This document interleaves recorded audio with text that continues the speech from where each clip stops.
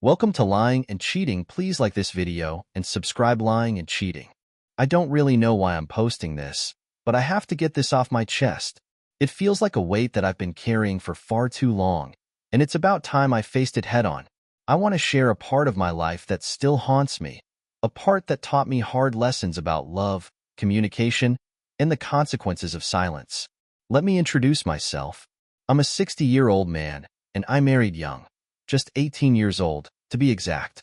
Back then, I was head over heels for my high school sweetheart, whom I'll call Sarah. She was everything I admired. Smart, funny, and kind-hearted, with a magnetic personality that could light up any room.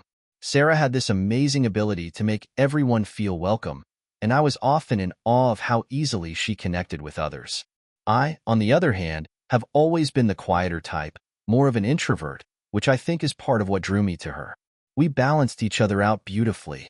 By the time we turned 25, we were proud parents of 2 small children, and I truly believed that life was unfolding just as it should. But then everything changed. Sarah landed a new job, a fantastic opportunity that she was more than qualified for. She threw herself into her work with the same passion and dedication she had for everything else in her life. She started getting promotions, climbing the corporate ladder, and soon found herself working late into the night. I could see how hard she was working, how committed she was to providing for our family, but I was also starting to feel the weight of her absence. At first, I tried to be supportive, telling myself that her success was a good thing for our family. But as the late nights turned into weeks and then months, I felt increasingly alone. I missed the little things we used to do together. Those shared dinners, watching movies, or simply talking about our days. Instead of being grateful for her hard work, I began to harbor a growing resentment. Every evening, as she was putting in those extra hours at the office, I was left at home, feeling more isolated than ever. You might think you know where this story is headed, but let me clarify. You're wrong if you think this is just a tale of a man who strayed. I cheated on her. While she was out there tirelessly working to support our children, I found myself becoming increasingly resentful. With each passing day, as she stayed late at the office, I sat at home feeling more and more isolated. The dinner table would be empty, and I remember looking at the clock, waiting for her to come through the door, while the kids whined about being hungry. It hit me hard that I had never bothered to learn how to cook, and my skills in the kitchen were non-existent. I would often think, why should I learn when she can do it? But the truth was, I didn't realize how much that mindset was costing us. As the days turned into weeks, the laundry piled up, growing into a mountain of clothes that I simply ignored. I convinced myself that I was too busy with the kids, doing the school run, managing the household, to worry about trivial tasks like washing clothes. Instead of stepping up, I let my frustration simmer quietly. I remember one evening in particular, sitting in a messy living room filled with toys and scattered clothes, feeling the weight of it all. I longed for her companionship, but resented her for not being there. Every day, my beautiful wife would come home, and I would put on this brave face, pretending everything was perfectly fine when, in reality, my emotions were a swirling storm of confusion and bitterness. Deep down, I knew I should have expressed my feelings to her. I knew she would have listened, just like she always had. But instead, I kept my thoughts bottled up, letting the resentment fester and grow like a weed. It didn't take long for me to meet someone at a work event. She was charming and engaging, someone who, like my wife, had that sparkle in her eye. We struck up conversations that started innocently enough, but before I knew it, the nature of our discussions began to shift. I found myself looking forward to our talks, relishing the attention I was getting. Instead of stopping it, I let it evolve into something more inappropriate. I told myself it was harmless, that it was just a way to escape the tension I was feeling at home. But deep down, I knew it was wrong, and I felt this internal struggle growing with every passing day. At first, the flirtation was a thrill, something to look forward to amid the growing dissatisfaction at home. I would lie in bed, my mind racing with thoughts of this new woman, someone who was offering me a sense of validation I hadn't felt in a long time. I started to lose sight of the love and commitment I had for Sarah. I convinced myself that this new relationship was what I needed, a way to fill the void that Sarah's absence had created. I wrote my wife a birthday card during this time, pouring my heart into the words, expressing how much I loved her and how incredible she was. I can still picture her face lighting up as she read it, a look of joy that now feels bittersweet in hindsight. I was still playing the part of the devoted husband while secretly engaging in a betrayal that would turn our lives upside down. 2 weeks later, I walked out on her. In that moment, I thought I was making a choice for myself, but what I didn't realize was the gravity of my actions. I hurt not just my wife, but also our children. I tore apart the family unit they had known, shattering their sense of security and stability. I thought I was seeking freedom, but what I really found was a cage of guilt and regret. In the years since that decision, I've had a lot of time to reflect on my actions. I've experienced the loneliness that comes from abandoning someone who stood by my side through thick and thin. I've learned that my resentment, which I allowed to grow unchecked, could have been addressed with honesty and open communication. Instead, I chose betrayal, and it cost me everything I held dear. Life is rarely as simple as it seems, and the choices we make can have repercussions that ripple far beyond our immediate understanding. Today, as I stand here, I am a changed man. The scars of my past still haunt me, serving as a constant reminder of the pain I caused. I wish I could turn back the clock and make different choices, but life doesn't work that way. As I move forward, I carry the lessons learned from this experience with me. I think about the importance of honesty in relationships, the value of open communication, and the necessity of addressing issues before they become insurmountable. I share this story not to elicit sympathy or judgment, but in the hope that someone else might learn from my mistakes. Communication is key in any relationship, and the people we love deserve to know when we're struggling, not just when things are easy. My experience taught me that silence can be just as damaging as any act of betrayal.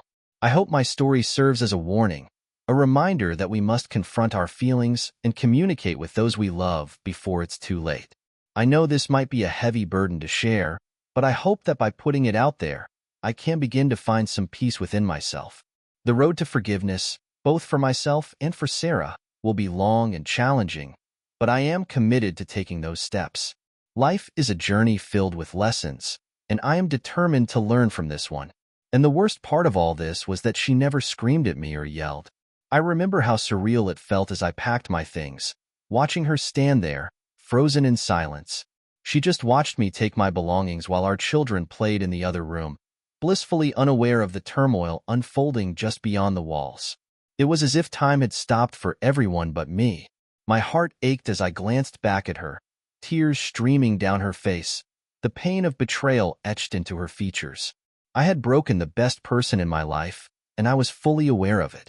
The repercussions of my actions were far-reaching and devastating. Sarah lost her job because she couldn't manage the school run alongside the additional childcare arrangements she was now responsible for. I remember the moment it hit me. My alimony payments had to increase, and a wave of resentment washed over me. How could I be so selfish? The woman I had betrayed was now left alone to raise our children, needing more financial support to provide for them, and all I could think about was my dwindling bank account. I saw the kids every other Saturday, but those brief moments felt like fleeting shadows of what once was. When I was with them, I did my best to put on a happy face, but underneath, I was consumed by guilt and regret. I would pick them up, and we'd spend the day together, but I couldn't shake the feeling that I was no longer a part of their daily lives. I was an outsider in a world I had once helped create. My affair fizzled out almost immediately after the divorce. The woman I had turned to during my darkest moments didn't want anything serious with me. She made it clear that she was not interested in building a future together, and I couldn't blame her for that.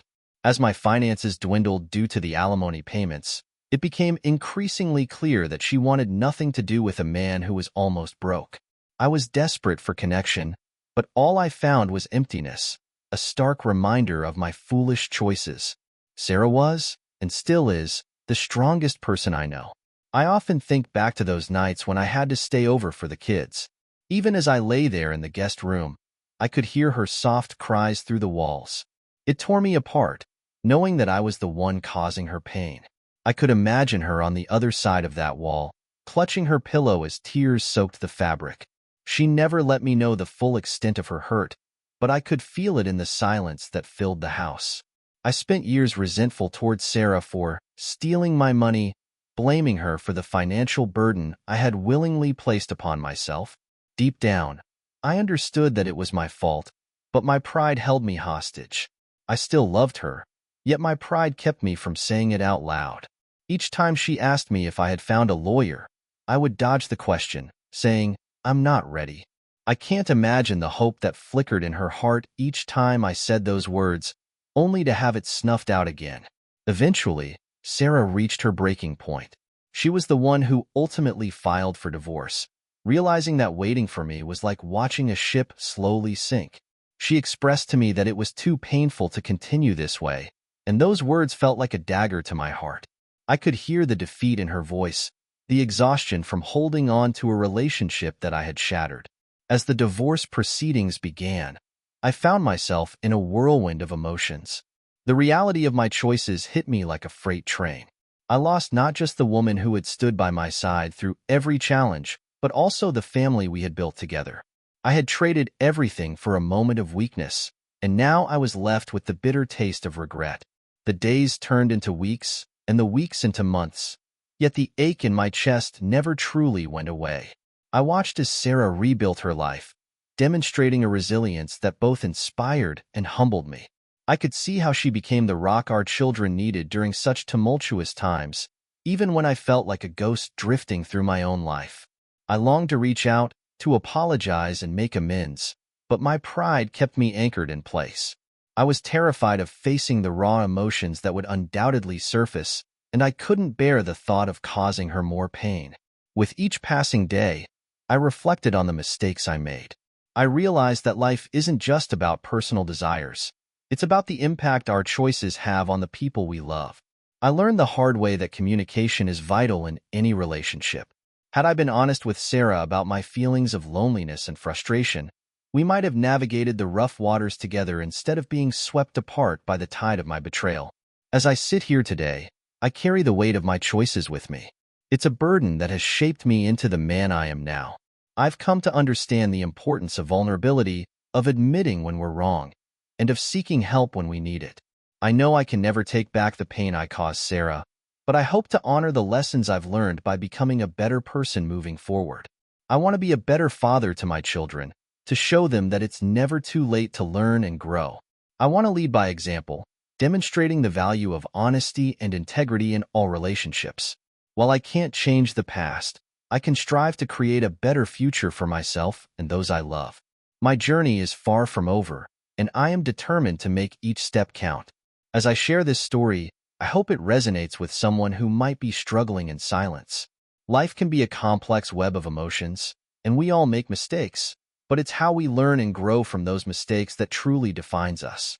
I hope that others can learn from my experience and remember the importance of communication and the power of love. It's a lesson I carry with me every day, a guiding light through the darkest of times. I recognize that healing is a process, one that takes time and patience. There are days when the guilt creeps back in, reminding me of my past mistakes, but I try to focus on the future. I want to forge a new path, one that honors the love I once had for Sarah and the family we created together. My heart aches for what I lost, but I know that I have the power to change the narrative of my life. Moving forward, I vow to be more present in my children's lives, to show them the love and support they deserve. I want them to know that even in the face of adversity, there is always hope for healing and redemption. Life may throw challenges our way, but it's how we respond that matters. I hope to teach them resilience, compassion, and the strength to rise above their struggles. As I close this chapter of my life, I carry with me the lessons learned from my mistakes. I know that I am not defined by my past, but rather by how I choose to move forward. With each step I take, I strive to become a better person, not just for myself, but for the sake of my children and the memories of the love I once shared with Sarah. I may never fully erase the pain I caused, but I can certainly work to ensure that the future is brighter for those I hold dear. I said some truly awful things to her during moments of anger, words I can never take back. I didn't love you for a long time. I stayed for the children. Those stinging statements hung in the air, sharp and cruel. Yet every time I said them, she simply remained silent. The pain I caused her in those moments is something I'll never forgive myself for. Despite my hurtful words, she wanted to make it work. Sarah fought for me every single day for months, pouring her heart into a relationship that I was unwilling to nurture. She loved me even when I couldn't stand the sight of myself, let alone her. I was so wrapped up in my own resentment and shame that I failed to recognize the strength of her love. Instead of fighting back, she chose to remain quiet, hoping that I would come around and see what we had lost. But life had other plans. Eventually, she met Mark, a man who was older, wiser, and more equipped to love her the way I should have. Mark was kind and patient, a stark contrast to the man I had become. I could see how he made her smile and how he cherished our children. He was the good man I had never been, and watching him step into the role I had abandoned felt like a dagger to my heart. There's something deeply painful about watching someone else love the person you were supposed to love forever. It's as if every moment they share is a reminder of what I lost, a constant replay of my failure. The joy they found in each other became a bittersweet soundtrack to my life, echoing the choices I had made. 2 weeks before Sarah's wedding, I was consumed by a whirlwind of emotions. Desperation clawed at my insides, and before I could think it through, I blurted out, "I love you." The moment the words left my mouth, I felt an intense mix of regret and longing. She looked at me, and her gaze held a blend of sadness and disbelief. "Then you should have fought for me," she replied, her voice steady, "because I would have loved you forever if you'd let me." On the day of her wedding, I sat outside the church in my car, torn between a desperate urge to object and the painful reality of my own choices. I replayed our conversations in my mind, the hurtful words I had thrown at her, the countless opportunities one had squandered. But when the moment came, I couldn't bring myself to do it. I stayed silent, watching her walk down the aisle, her eyes sparkling with happiness, while my heart shattered into a million pieces. That was 30 years ago, and now, as I sit here reflecting on it all, the pain feels just as fresh as it did then. Every anniversary since has served as a stark reminder of what could have been. Today, it should have been our 42nd wedding anniversary, a date that now feels like a ghost haunting me. Each passing year is a testament to my regrets, a reminder of the life we could have built together. Having to watch her with Mark all these years has been my punishment. I've had the odd relationship here and there, but nothing serious, nothing that could ever compare to what we had. It's not that I haven't tried.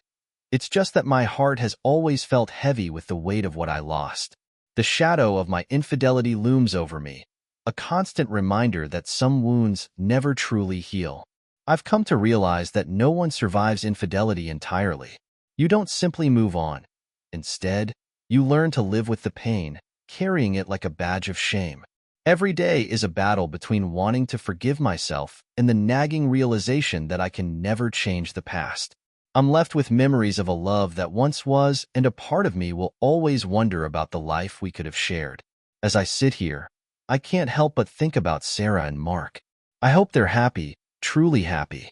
I hope they've created the life I failed to give her, one filled with laughter, love, and cherished moments. And while I might never find peace with my choices, I find solace in knowing that she found someone who could give her what I couldn't. Then, out of the blue, I received a message from Sarah. At first, my heart raced with panic. Was she reaching out to confront me again? To tell me how much I hurt her? But then I opened the message, and the words struck me like a bolt of lightning. "Hey, can we talk? I need to tell you something important. I think you deserve to know." My hands trembled as I typed back, unsure of what to expect. We hadn't spoken in years, and the anticipation gnawed at me. Did she finally want to share how happy she was with Mark? Did she want to rehash old wounds? I couldn't fathom what she could possibly have to say. When we met, the air was thick with unspoken words and unresolved emotions. I braced myself for whatever news was about to unfold. Sarah sat down, her eyes searching mine, and I felt the familiar ache of longing. "Mark and we've separated," she began, her voice barely above a whisper. I thought I could have a life with him, but it turned out to be something I wasn't ready for. I realized that I've never stopped loving you, and I'm sorry for how everything ended. In that moment, time froze. I was shocked, overwhelmed, and my heart raced. The realization that she still held a place for me after all these years felt surreal. Was this truly happening? But just as quickly as hope surged through me, the gravity of our past weighed down again. I shook my head, struggling to comprehend the implications of her words. But what about the kids? What about everything that's happened? I know, she said, tears welling in her eyes. I don't expect anything. I just thought you deserved to know the truth. You were my first love, and even though we lost so much time, I wanted you to hear it from me. You were right. I should have fought for us too. With those words, she opened a door I thought had been permanently shut. The pain of the past lingered, but suddenly, the possibility of something new flickered like a candle in the dark. It would take time, healing, and trust to rebuild what we once had. But for the first time in years, I felt a spark of hope. As we talked late into the evening, the years melted away, and I realized that perhaps, just perhaps, love could find a way back. In that unexpected moment, we both recognized the resilience of the heart, how it can bend but not break, and how, even after all the hurt, there's still room for redemption. Today might have marked what would have been our 42nd anniversary, but maybe it could also mark a new beginning. Life is unpredictable, and while I may carry the scars of infidelity, I now hold on to the hope that love has a way of surprising us when we least expect it.